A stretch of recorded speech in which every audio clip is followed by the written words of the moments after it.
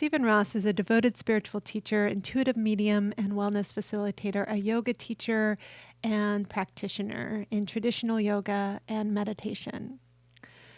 He started Eastside Yoga, that's where I met Stephen, in 2009 with his wife Elsa, and together they built a thriving community in the east side of Austin. And he changed countless of lives through yoga programs, including my own. Today, Stephen continues his work, but he has gotten into his superpowers of being an intuitive medium and spiritual facilitator.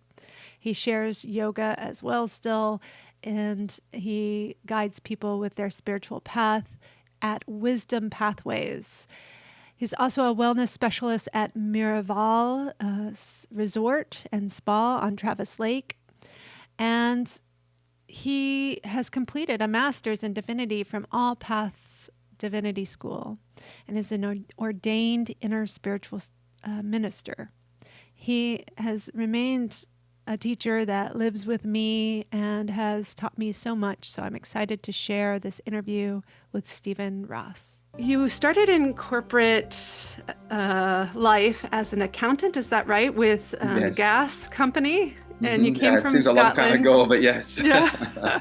You came from Scotland and you started as an accountant in Houston for a gas company, but then you did mention, or I've heard you talk about, that's when you started to have some revelations that there's more to life. Can you speak to that just a Yeah. little bit? First of all, thank you for having me on your podcast. It's always fun to interview. And I want to say to everyone, I was always amazed by Holli's inquisitiveness. I can still see you holding this really deep, thick book, looking down and asking me questions. And then it's like, wow, this woman never stops asking.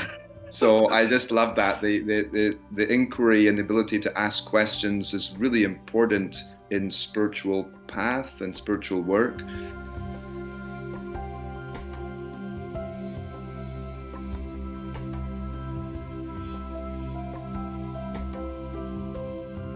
All right, I'm here. Thank you for joining us with Heartmind with Holli, and I am with my longtime beloved teacher, Stephen Ross. And Stephen's been my yoga teacher.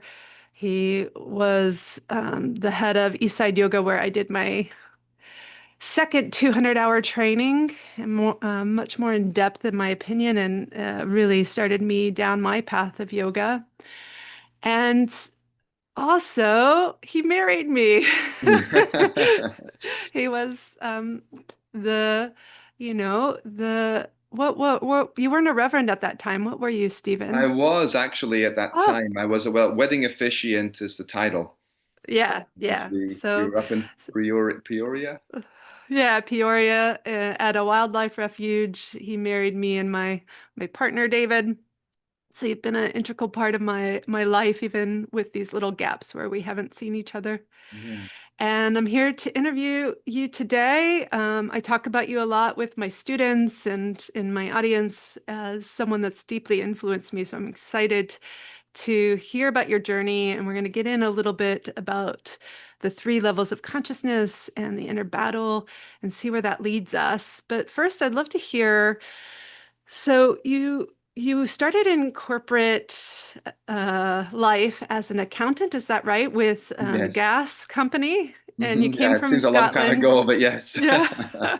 You came from Scotland and you started as an accountant in Houston for a gas company, but then you did mention, or I've heard you talk about, that's when you started to have some revelations that there's more to life. Can you speak to that just a Yeah. little bit? First of all, thank you for having me on your podcast. It's always fun to interview. And I want to say to everyone, I was always amazed by Holly's inquisitiveness.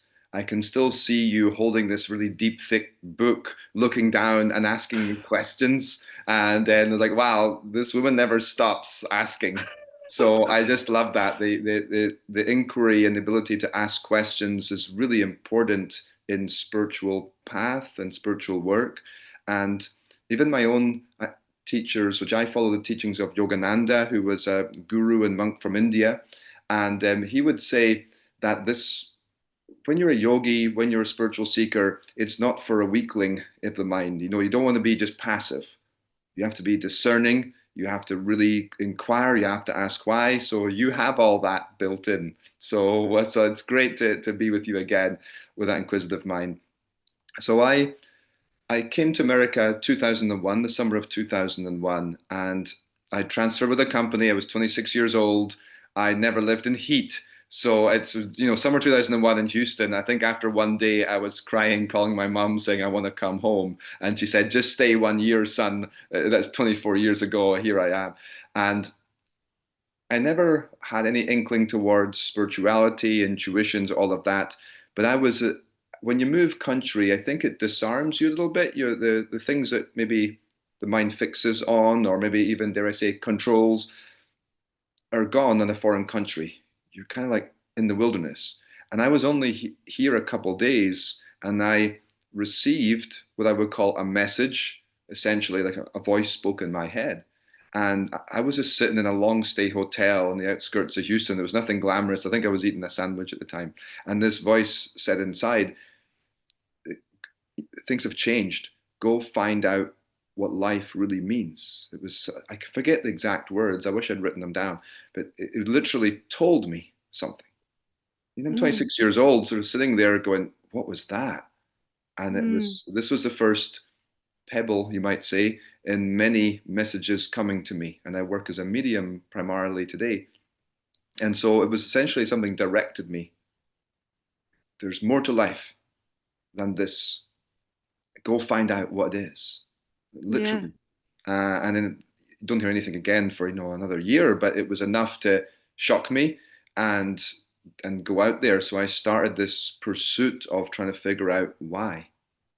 And did you start with yoga then from there No, eventually? quite no. In fact, when I got into this, I got I was never a person that got obsessed with things, but I became very much into information, news. It's a bit of a hot topic, hot potato these days, but news, Yeah. information, what the truth is, are we getting the truth about things? So I ended up going much more on the political activism side.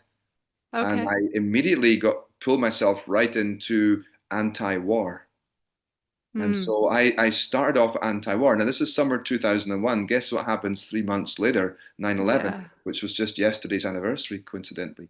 And so that was a major point then. So I found myself within 6 or 9 months protesting the Afghan invasion, the Iraq invasion, hanging out with anti-war activists, I would say pretty intense people. And Mm. in Houston, which you're right in the hub of Texas, George W. Bush, And Yeah. so I found myself, and I was a pretty easygoing, mild mannered, quite shy, slightly anxious young man. And all of a sudden, I just had this appetite. And that didn't last long. And this is no critique of activists, but I'm just not meant to be one of them. But I am a spiritual activist in a manner of speaking. But I remember being in that point where I was standing with a bunch of people with placards, and it just all of a sudden hit me that it wasn't the right place for me. Yeah. That wasn't really my work. It's a strange thing to explain. And I just kind of walked off.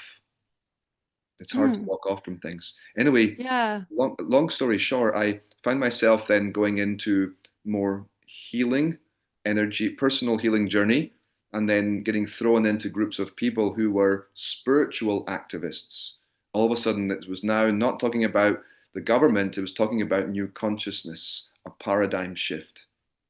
You Can know, I take a little left turn here and just anything ask at all. Mhm. because um, this has come up for me recently where in some of my communities there's this pushback with more maybe activists that are wanting to resist and do the, like you're saying, Mhm. hold the signs and do that resistance. And then that feeling like not my path and this, like you're saying, a little bit more through the spirituality of resistance. But sometimes there's a critique that uh, we're focusing on the individual too much and not on, the grander scheme of things, Mhm. the community and the government. And I can feel like a critique of that. Do you feel Mhm. that sometimes? Yes, of course. It's really tricky.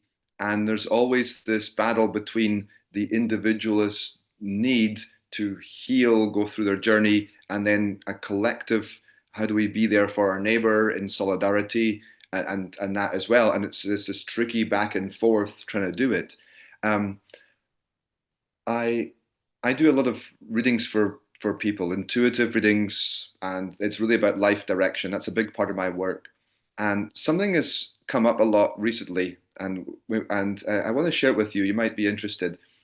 I'm someone deeply, deeply in awe and inspired of Martin Luther King, Dr. King, Gandhi, and nonviolence. Yeah. And there's the way my teachers describe this is when we turn into the 20th century, we shift into a new level of consciousness. This is called a yuga in the yoga tradition, if you've ever heard of that, Holly, Yep. Y-U-G-A.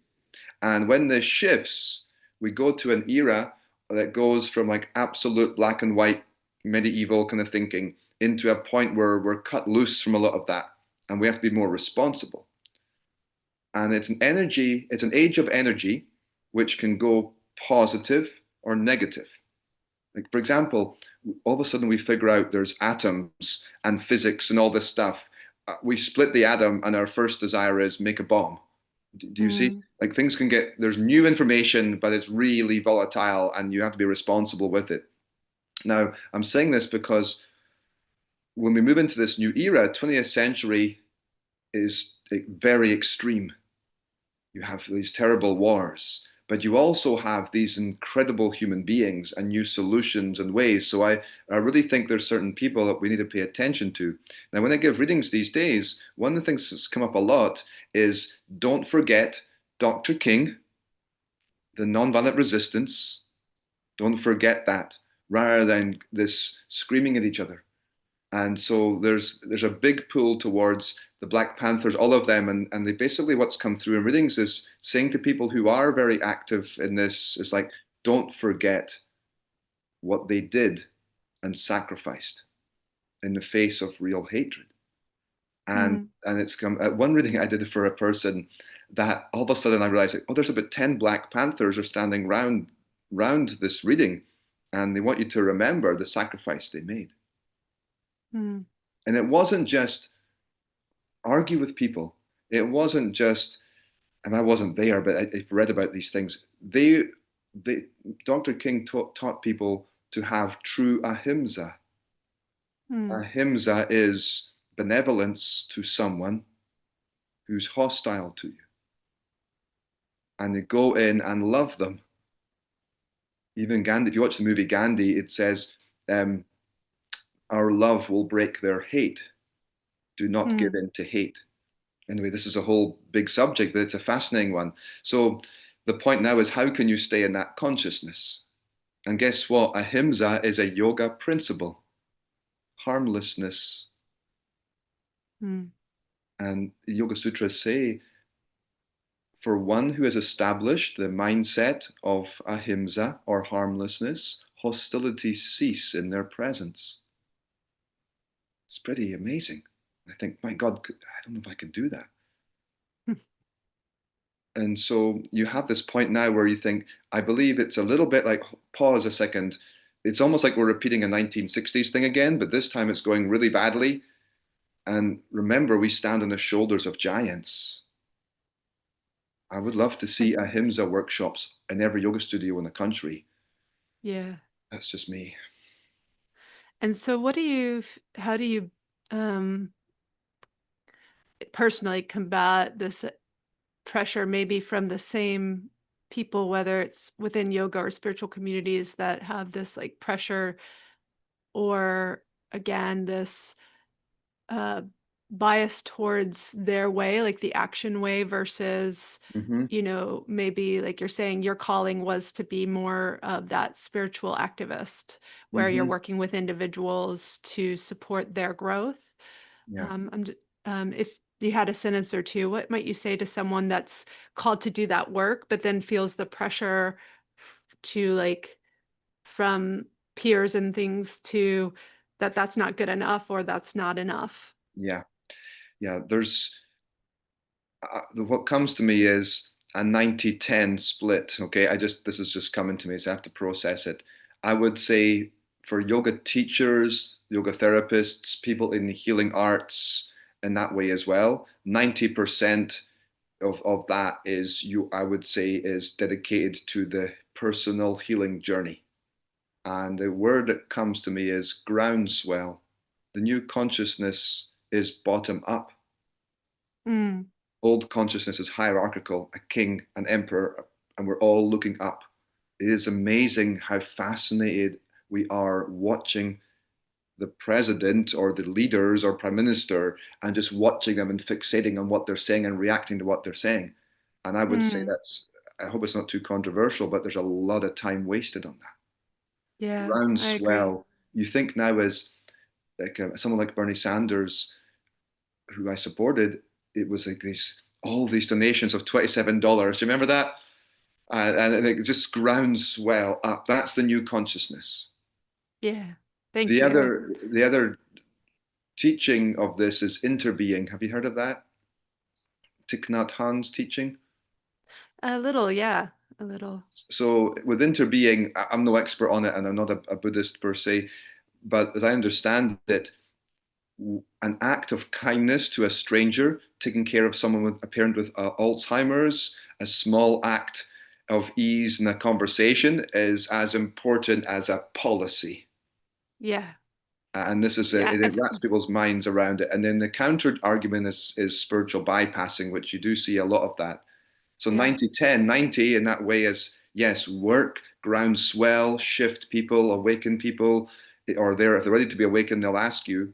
And then that 10% is then that's the protest on the weekend or the non-violent march. But it's again, you have a himsa as your anchor if you can Right. do it. And we could really Th use some of that right now. Definitely. Thank you. Thank you so Yeah. much for going off on that tangent.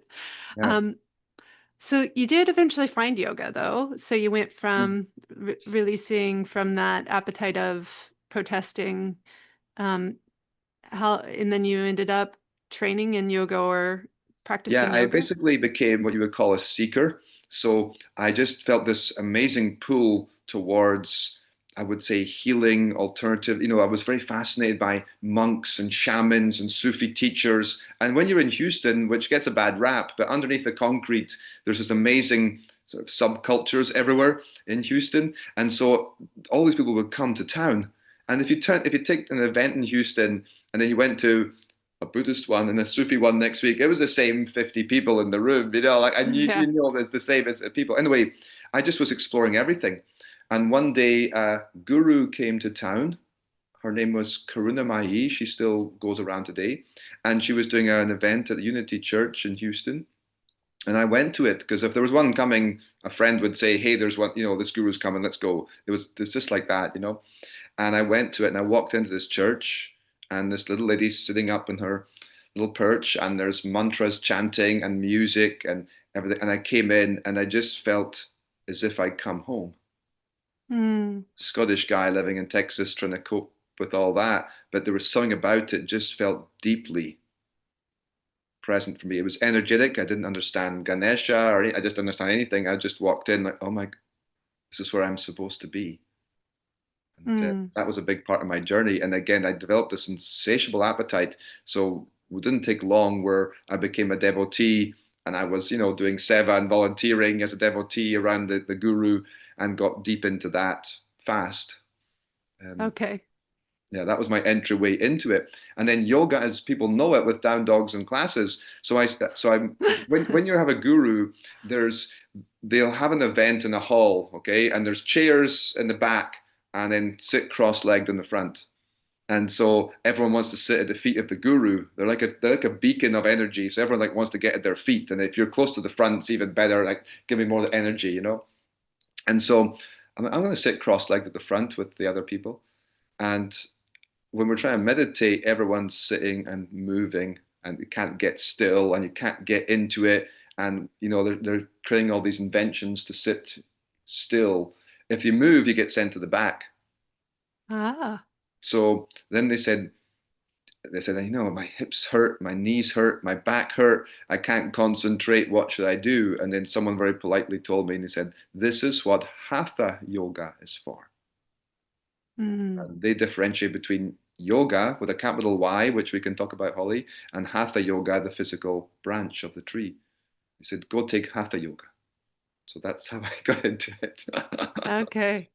And you started with Vinyasa Krama? No, I got there pretty quick, but so what I did was I decided I'd been in a guru devotee environment. We're chanting mantras, we're doing rituals, there's philosophy, it's a whole different world. And very few Mm. of them really do much hatha yoga, I found. They would talk about it, but I didn't really see anybody ever doing it. So I thought, let me just go to a class in Houston. And Houston has some great teachers. I want to be fair of this, but when I took classes, it just felt like two different worlds. Mm-hmm.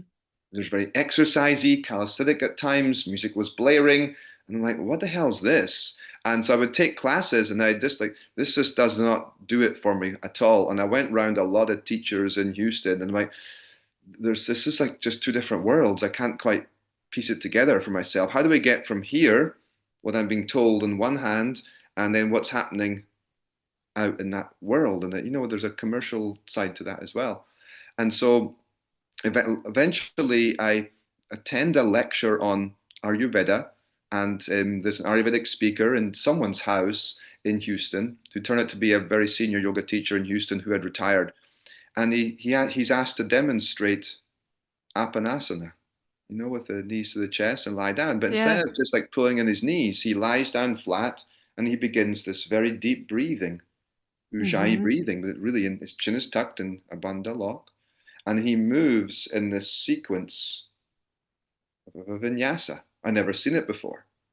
And he pulls his knee in, but it's synchronized with the breath, and it's done like a little set, and it comes back. And my jaws are hanging off the ground. I'm like, that's what I've been missing.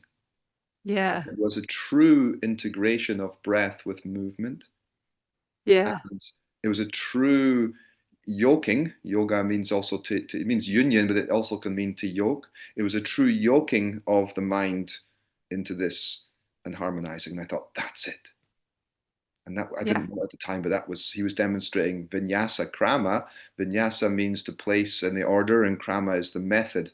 And it's a supine vinyasa krama, which you Yeah. almost never see outside of, Vini yoga and places like that, but you don't see it very much. But it was a supine vinyasa.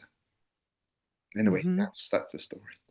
No, yeah, I do that a lot in yoga therapy, and the magic of the breath is with that Vinyasa Krama is like exactly my jam as well, and it changed my yoga forever as well. Yeah, My My yeah, teacher Ramaswamy would say, harness the mind, synchronize. He would say, drishti, movement, breath, all synchronized together, and you harness the mind and pull it in. And it makes you one pointed. And that was mm, done. Yes, it was done for personal healing and energy and everything, but it was really done to prepare you to sit still and hmm, focus for meditation. And this right, became a whole other journey, Holly, because if you're doing that yoga correctly, when you do our yoga class, by the time you get to your 60 minutes and you come up from Shavasana, I'm ready to meditate. Like I am prepped and ready. And so the other challenge I had was that my teacher, whose name is Srivatsa Ramaswamy, and he wrote some beautiful books, you guys. Yoga Beneath the Surface is a great one to read.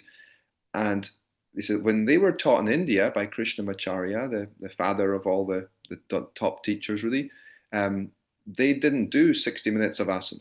They did about 30 minutes. Then they did yeah, pranayama, then they meditated. And this was a sadhana to them, a practice. So I thought, well, why is no one doing that? If you're in a yeah, meditative state and then they say namaste, and like, no, no, I want 15 minutes to meditate. So yeah, I developed a mission then. I wanted to reconcile my guru teaching, the teachers of India, and reconcile it back into a practice today for people. right. If you And mind. is that mission that you felt kind of the seed of Eastside? Yes, very much so. However, I had a lot of challenges with that. So first of all, when we started, I would just really wanted to have yoga for, I'm going to say this and not embarrass myself, but regular yoga for regular people. We had come at a point where yoga was really getting very cool, and a lot of the people doing it were really, fit, buff, tattoos in all the right places. I'm kind of like the fuddy duddy of yoga in Austin, but I just want to have yoga. I just want to do it the way my teachers want me to do it. But the challenge that we have is that because there's the gunas, there's rajasic people who are Mm-hmm. activated in their energy. Now they want vinyasa flow, fat. They need that for the energy to balance themselves. So if you're trying to counter that a little bit, it's hard to get as many students. That's Yeah. one part. Because if you have a little bit more tamasic energy, you're like, am I going to go to yoga today? No, I think I'll wait Mm-hmm. and go next week. So it's really hard to get that balance right of doing it the way the teachers taught it to bring you into a place of sattvic, which means to be centered and balanced, and do that. And I came to the conclusion after some years of observing this that a lot of people were leaving more activated rajasic than they really were. Mm-hmm. They weren't really doing what the practice intended. They were feeding the hamster wheel, if you get my drift, Yeah, or just yeah. tiring themselves out. And I thought that's not actually what it's supposed to do. Does that make Mm-hmm. sense? Yeah. No, that So that makes was a sense. challenge, was to get that balance right, pay the rent, and all that. It was just hard to get that balance right. But essentially, then people started coming to me, and quite quickly, and I was a little bit shocked by it because I just saw myself as a very regular guy, a bit tight, do my best to offer yoga in the community. But they would come and say, you're someone who's holding the tradition, someone said. And I'm like, oh, that's ridiculous. And so you try to do it that authentic way. And so a lot of senior teachers came to me and Mm. supported me in that way. Yeah. So it was really amazing journey. Yeah. And you had Eastside Yoga in Austin for 9 years or 10? Yeah, about 9.5, something like that. Yeah. So for a long time. And then you sold it. Yeah, Um, During that time, you were already starting to dive deeper into this intuitive medium realm. yeah, Can you speak a little bit to that journey? yeah. So, well, in that time of the yoga studio is when I found the teachings of Yogananda. I'll touch on that first, but I really got much deeper into meditation and and meditation method and techniques he brought. Yogananda wrote the famous book Autobiography of a Yogi.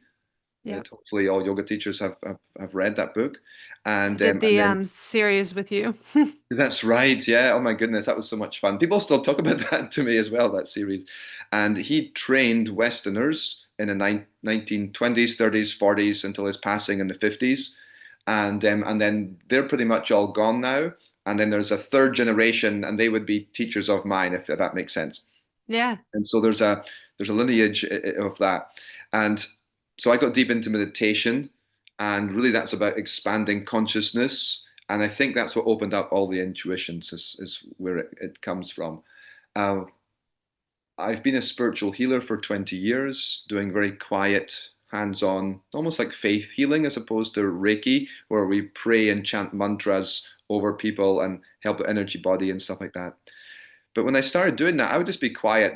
People would come, and I would just quietly send energy to them and say, "Thank you very much, Stephen." But then I realized quickly that people wanted to tell me their problems, and Mm. so they'd always be telling me stuff. And I began to realize that when they told me things, a memory would come up, or an image, or a phrase, or a song title, or whatever it was. And I don't know, I'm not the sharpest person in the world, so it took me a little bit of time to figure this out. But I'm like, you know what? I think that message was for the person. Mm. Then I was doing prayer work and just healing work, pranic healing, I guess you'd call it. And all of a sudden, there was this guy, and he was sitting in a chair in front of me, and my chest felt so tight. I'm like, what is that? And oh, my chest is really tight. And the guy goes, oh, that's me. I've had chest pains for years. Mm. Hmm, that's interesting. And so it just begins in a trickle like that.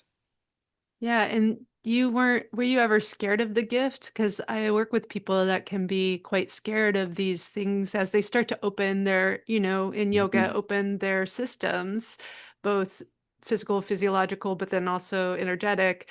Sometimes things like this can come, right? Hmm. And then we often meet fear. Did you meet that fear and kind of go through it, or were you never really afraid of it? you're talking to a guy that had spent the last 15 years diving deep into just about anything spiritual, intense. There's a whole nother chapter where I'm in a group that's a bit like a cult. That happened too, but I got out of that, thank God. But if there was something like intense that you wanted to do, I would just jump in the deep end. So I Yeah. already was like pretty fearless when it comes to this stuff. So I never had Hmm. that problem. My issue was more actually a bit of disappointment because it felt like trying to get it was like pushing a big stone, Mm. in the yard, like pushing it. Like I wish there was more. Yeah. Yeah. So I Yeah. was kind of like, that was, like that, but other people seem to have these amazing gifts, and I know it's there, but I can't quite get to it. Yeah. That was more Yeah. my issue. Okay. Yeah. Fair enough. And but then eventually you felt like you were able to harness it more, or tell Mm, us a little. When you say medium, I'm curious, is yeah. it sometimes when I hear medium, it's like speaking to the afterlife. Do you feel like Yes. that's part of it? A little bit, and they definitely will show up. However, this is you're right on the money here because there's very little regulation here. There's lots of nuance behind it. So if I can step back from the words for a moment, think of psychic ability as extra perception. You see an image, you hear words, you feel something, that kind of thing as well. So this would be very broad psychic perception. Intuitions are, it has a root of knowing. So an Mm-hmm. intuition would be some kind of direction for life that is received through the ether, through the energy field that comes into the consciousness. Everyone can do it. We can talk more about that to some degree or another. But like anything else, any craft, you can practice it and it gets stronger and stronger. Okay. Now, Mm-hmm. some people have gifts for sure where it comes in, drops in easy in that way. So that's an intuitive reader. I use the word medium because I have spirit guides that will speak through me to the person. So I'm Okay. acting as a middleman for their messages. So that's Uh-huh. why I use the word, but it's confusing because mediums have been seen as an in between with messages from the afterlife, like you're in the TV shows, Tyler Henry, and that I've got Grandpa Yeah. Joe come in, that kind of stuff. I don't do that, but instead imagine then your soul is an energy field of potential with chakras in it, and I can read it, and then the guides then transmit through me. So that's why I use the term medium. Yeah.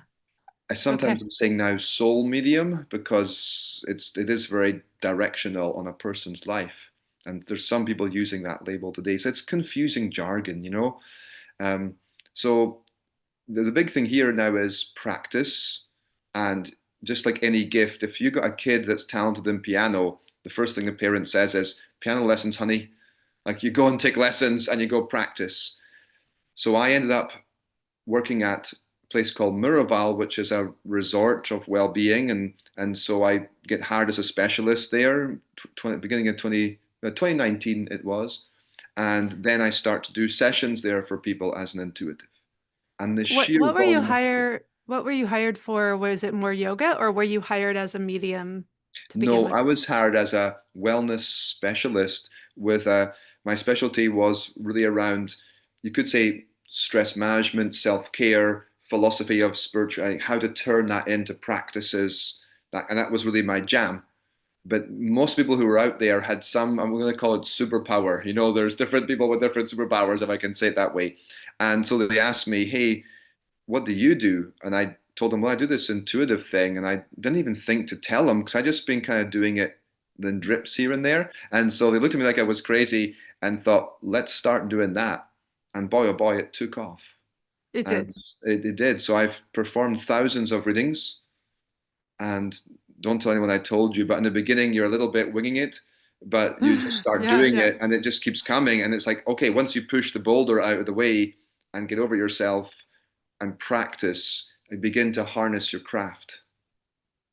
And so one way we've talked about it is a gift.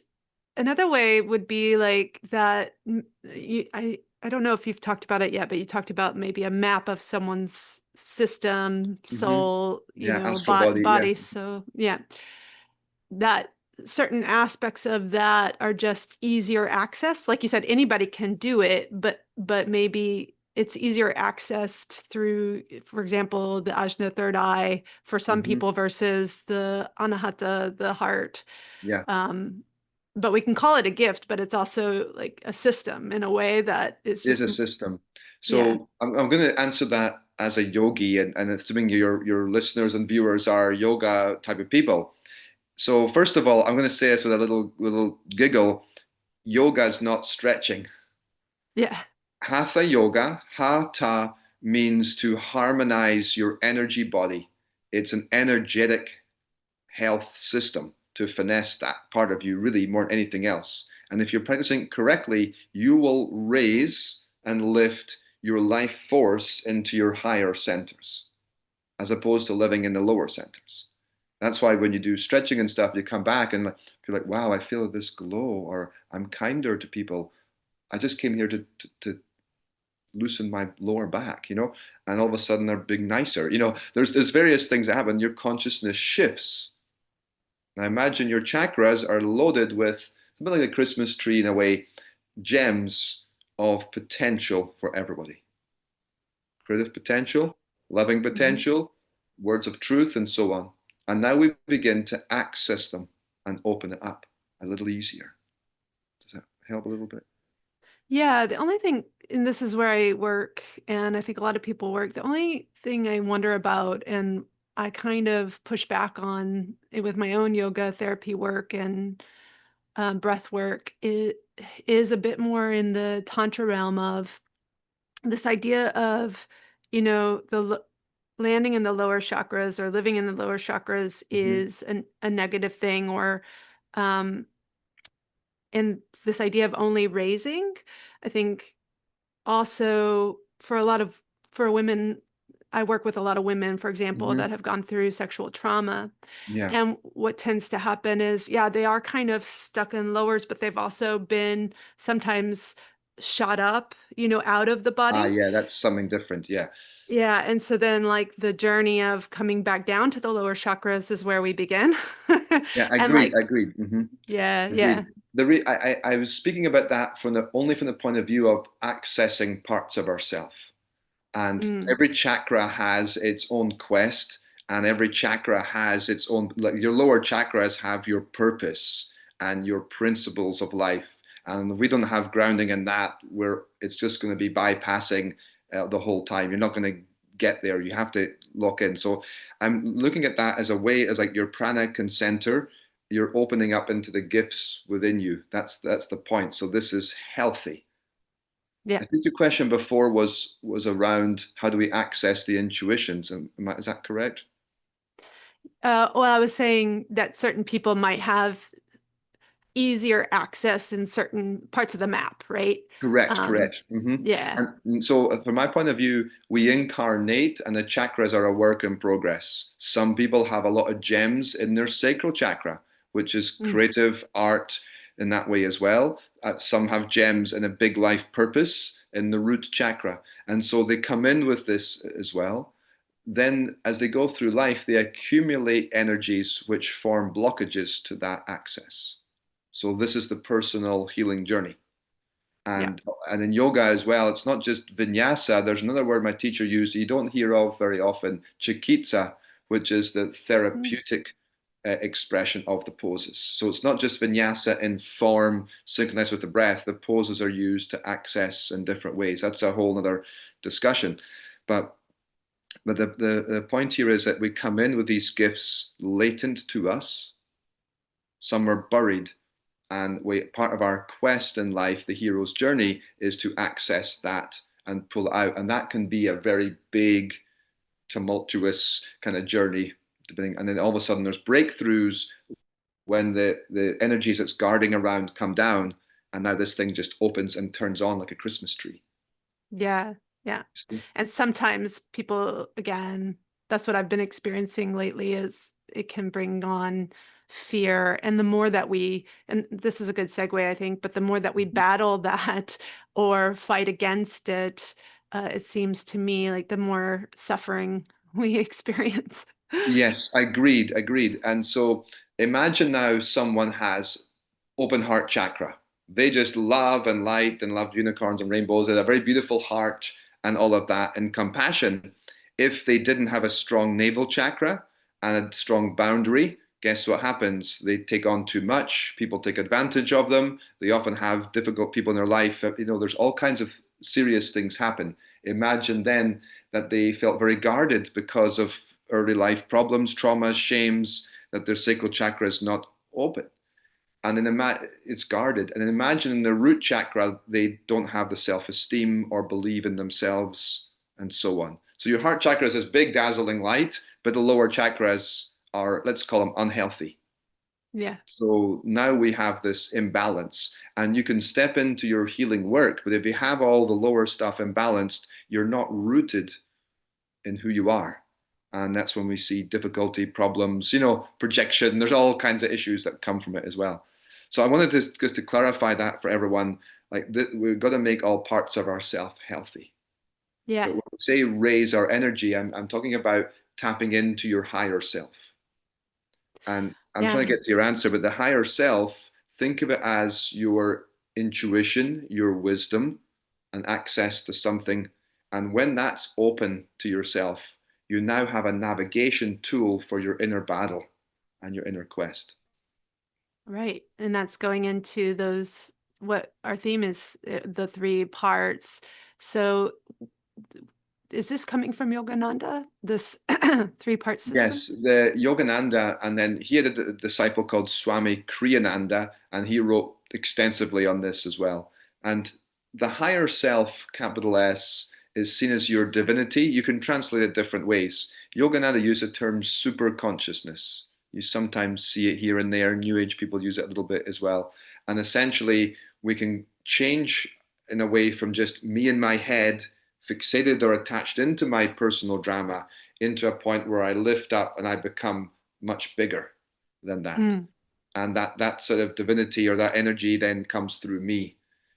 On a practical level, if you can meditate for a bit and get a little quiet, you'll find that there's this, Emerson called it the still soft voice within, and it whispers to you and it says, try this, or do that. Or that's one way it shows it. The other way is in the negative. Let's imagine your life has a train track of what you can do, and we go off the rails. You know that expression people say, Stephen, I've gone off the rails. And we feel stuck, lost, empty. Now imagine that's a bummer, meaning that your energy's come down, like you're being sent back to your root. Like go back to your roots and think again. That's what the soul's saying. I'm stuck, I'm lost, I'm empty. But actually, for me, that is essentially a green light to begin a healing process of Mm. re-navigating. And like, I'm stuck. What are you stuck in? My job. It just feels like a dead end. My interesting choice of words. And then now is let's have a look in your purpose of what you're meant to do. What gives meaning to you? What brings joy to you? And all of a sudden you find out there's a gem in there. And it's, I'm not going to pick on corporate lawyers too much, you guys, but corporate lawyers are one of the ones that they're usually unhappy. But then it turns out they want to open an animal sanctuary. It is like a complete opposite. Or they wish they were a dancer, but there's ways to navigate that. But when you feel stuck and lost and empty, don't despair. You're getting a warning from your intuition that's saying, hey, you're going the wrong direction. You're going off the rails. Search inside. There's a new path for you. That's what it's saying. It's not saying you're a terrible person, wallow in it for 10 years, ignore the signal, and that's not what it's saying. It's saying, hey, we love you. I just want you to know there's another path for you. Or Mm. work in a company where you believe in their product or whatever. There's different ways you can do it. Does that make sense? Mm-hmm. Yeah. But if we don't Yeah. have a navigational tool accessible, if your mind's busy, if there's chatter, if you're constantly checking the news, if you're constantly distracted, that whisper is drowned out by the reactive mind. And so there's the three levels. There's the super consciousness, which you're talking about accessing, and then there's the middle one, which is the conscious mind. Yeah, that's the decision maker. Mm-hmm. It has, and it's basically its right hand person would be your analyst, your analysis, and your reasoning, but it's a decision maker. And essentially, what's been asked now is to make a conscious choice, which Hmm. is hard. If we go back to Dr. King and nonviolence for a second, and we say, love your enemies, Jesus said it, it's right there in the spiritual traditions, it's pretty clear. That's incredibly hard. And given this state of the world today, it's really hard. But imagine now, do we just fall into reactions to the hurts, to the pains, or do we center ourselves in that way and practice like they did? Even 1% of what they did, I think, would be truly breathtaking. I'm not saying I can do it, everyone. That's the invitation that each of Mm. us has. And it takes all of your strength to battle the things that pull you away. Unite versus divide, you see? And so this, and then the lower one is Mm. those kind of inherited or even soul inherited habits that are either learned through childhood or again maybe in your genetics that you're kind of um, just on autonomic Yeah, well, think of replay. it as this is the subconscious. Yeah, So, subconscious, what's fascinating to me is if you guys get into Joe Dispenza and those books, yeah, Becoming Supernatural, all that, the subconscious is like a computer. So yeah. it's playing out, I call them habit programs. And so it's playing out programming again and again and again. And so when you play out habit programs like this, it's a couple of things to learn. First of all, the habits are not personal. They don't really care about you. And so what happens is, let's just say there's a habit of over worrying about something or obsessing about something or whatever it might be. It feels so much like you that the thought will arise again each day. You wake up with the same stream of thoughts as you had yesterday. And then we have this philosophical problem in the West where we say, I think it, therefore I am. Spiritual teachings say that's your problem. It's the other way around. Just because you think it doesn't mean that you are. Yeah. You see? The simple example is one night I was going to bed. I have little children, you guys, and I had started to think about tomorrow's coffee as I was going to bed. It's like a tape was playing in my head. And I thought to myself, hold on, am I choosing the coffee or is it choosing me? Mm. I thought it's America, man. If I want a coffee, I'm going to have one. No, hold on a second. Is that just a program? I don't have to choose it. Then you try not to have it, and all of a sudden now, if you like to drink coffee and you're listening to this and your mind's already going, yeah, but if I want a coffee, I can have one. What's the big deal? This article said, no, no, no, no. There's this lobbying effect inside Hmm. that will try to fulfill it, and then you identify with the thought. So the entire spiritual basis is you are not that thought. Mm. You see? It's like a sucker cup on the wind, like one of those rubber things you put on the pull it back off and say, hold on, I can Yeah. choose a green smoothie.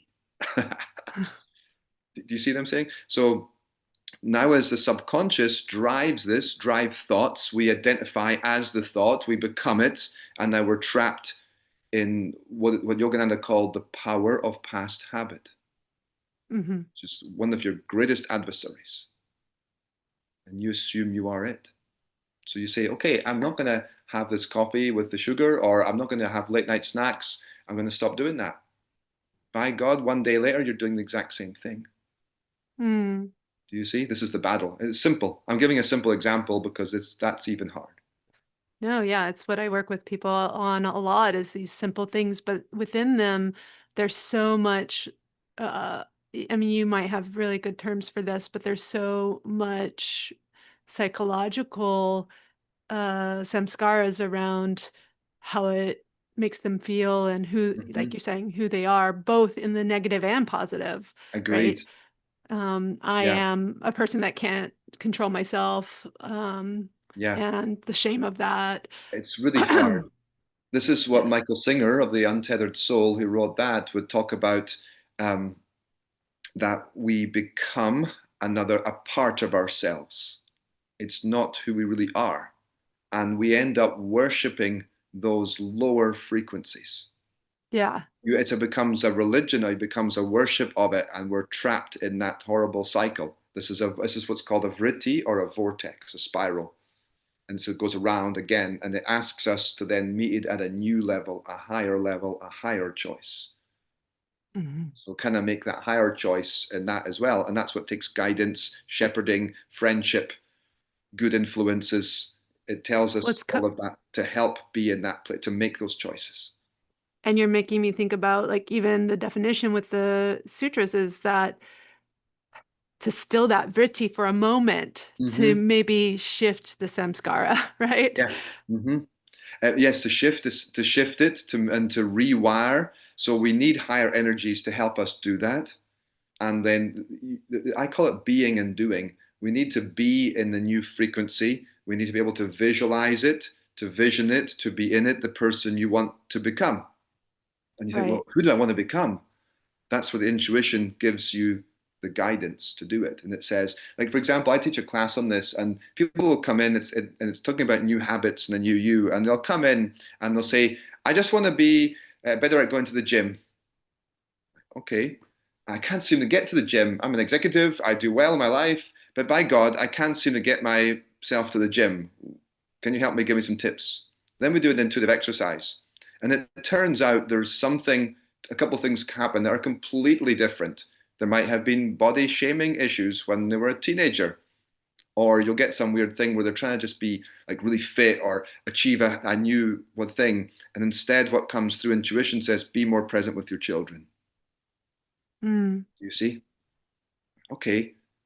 So I begin then, okay, let's start. Does that speak to you? Yes, it does. Okay. Now what happens is a couple things. If they can actually be more present with the children, going to the gym comes easier. Mm. You follow what the intuition gives you. It has life force in that seed. It's like a genie's bottle. It gives you something, and it directs you the choices to make so you can be fulfilled. Now, being and doing, being the new version of yourself. You can visualize that. When you visualize, you communicate neural pathways. Your brain, your cells are listening to intention. It's waiting for your clear intention, but you never had one because you're all over the place. Hmm. It's not enough though just to be. You can do that. That's a communication tool for your body and your cells and your brain. But you also got to do. I always say this, but if you want to learn to dance, and I can't dance to save my life, but if you want to learn to dance, you have to go to dance class. We Hmm. need actions and choices and steps. And this is how you rewire your brain. And your brain and the molding of the brain seems to be where the samskaras are. Grooves in the brain. They used to, George Harjan used to say that, regroove the brain. And that's what these teachings do. They make that Hmm. accessible to Hmm. I find with my own, and that's the name of the podcast too, like with my own work, you. if I focus on the heart and I focus on my breath, the respiratory system's part of that Mhm. heart chakra, Yeah. like the lungs, then that gives me the space and basically, yes, the space and the embodiment to start to be in tune with my intuition and listen Mhm. to that voice you're Yeah. talking about. Yeah.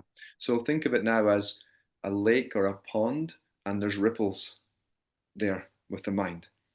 The moon is the light of your higher self shining on it, but you can't get a clear image. And so when you're using the breath is the respiratory system, but the big part of yoga is it's the reactive system. So, for Mm, example, the breath follows the mind. And so if the mind is tense, the breath tenses. If the mind is in a negative state, it sighs out. It starts to do it. So we use the breath to get those undulations and ripples to come down. We can use mantra, right. we can use visual. Now we have a clear reflection of the moon's light on your surface. So can you then, and this is some of my premise, is like, is you said the mind controls the breath? Is that what you said? It follows, Follows. it goes both ways. Yeah. Breath follows mind, and it goes Yeah. both ways. That's what I wanted to get to. And yeah, I think it can go both ways. Yeah. Yeah, but it follows it. My teacher would say the mind and the breath are best friends. If Yeah. one goes to Tasmania, the second one wants to come. Yeah. You see, Yeah. so they follow each other in a friendly way. They're joined together. But that's actually, it's amazing because I've heard some of the monks, the swamis say it. The greatest gift of yoga is not headstand or anything. It's the mind-breath connection. And Yeah. we can then go into the breath. Now, one of the big parts of the meditation method I teach, and you can do it through relaxation, is surrender of control of the breathing. And when the breath comes out, the big exhale in Shavasana, you wait. And if you allow it, your inhale comes naturally, autonomically. But it's got a cooler way of describing it was life will come to you. Mm. You go into a yin state, and that balances nervous system, reactivity. Now you're watching your breath. We observe it, but we don't control it. We just let it come and go. And gradually those ripples come down. Once the reactivity subsides, you realize that, wow, at my center, the real me is now accessible. So Mm. yoga is a returning to your natural state. Mm. See, that's what we're doing. We're returning to natural state, and the fixation and the worry, all that wasn't natural. It was a reaction to circumstances, which could be very intense, but it's not who you really are.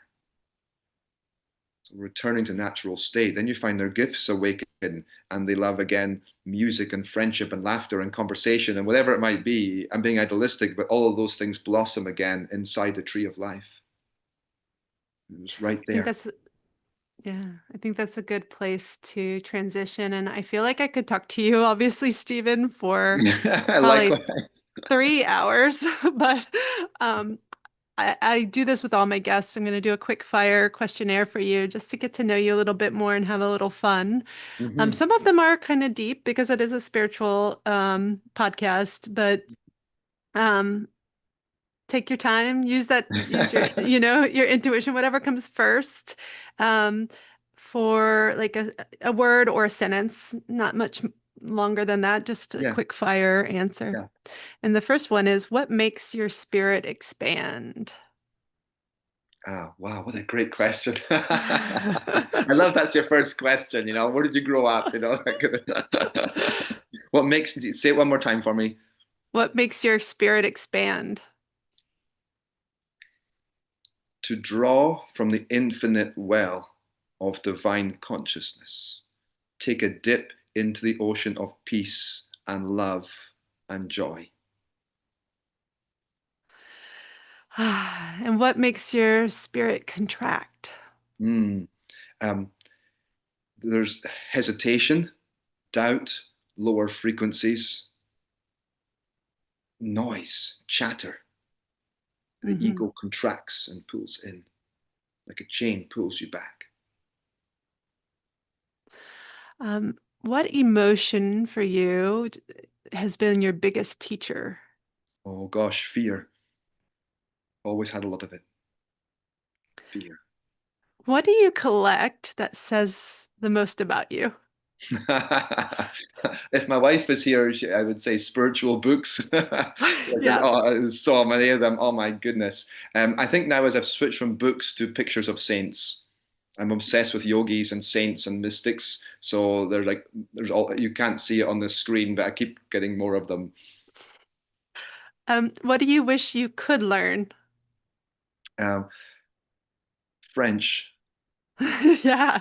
I was good at it in junior high in American speak, but as I got older, I just lost it, and I sometimes wish I had it back just a wee bit because it's Yeah. just such a cool language. And what do you wish right now that you could unlearn? Unlearn. Boy, oh boy, there's so much in there as well. I think sometimes, if I can say it, I've heard too much, too many theories and too many speculations and too much, and it's almost like you've heard too much. As the years go on, it's like, you know what? Put that away. Hmm. Because I was an activist person, I got a little bit addicted to news and stuff over the years. It comes and goes. It's just too much noise. It's like taking on water in a boat. Anyway, Hmm. that's yeah, What that's is the that's a top of, yeah, that's a great answer. What is the top of your bucket list right now in terms of events, going to an event or place, something like that? Mm. I have a really strong passion for pilgrimage. So I want to take groups eventually to sacred points, and I love that pilgrimage is becoming trendy again for non-religious people. So I've created a little course or a pilgrimage toolkit to take us a walk and a journey, and I just love the archetype behind it. So short answer is pilgrimage. That's Is something there I'm a very, place that you would really like to start with? Like, is your top place to start? not necessarily, but I'm actually fascinated by how just a walk to a place of significance around you, how you can turn that into a sacred journey. Yeah. So it can be anything Yeah. as opposed to one place. But there definitely are some places, but really it's more the pattern of it. Hmm. And then next one has been kind of big for people, so I'll preface that. But if you consciously met your soul before birth, Mhm. what would it whisper to you? Wow. Before birth.